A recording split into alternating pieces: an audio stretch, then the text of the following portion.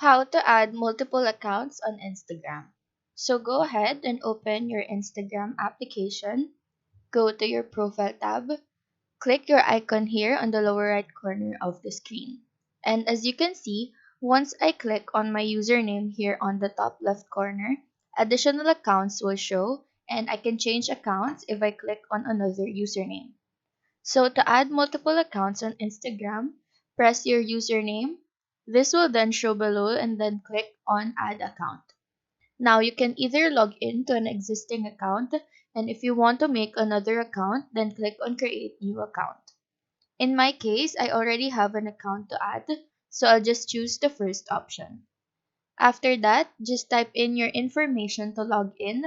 Once that's done, click on login, wait for it to load, and if we check on the accounts logged in our device, the account is now here.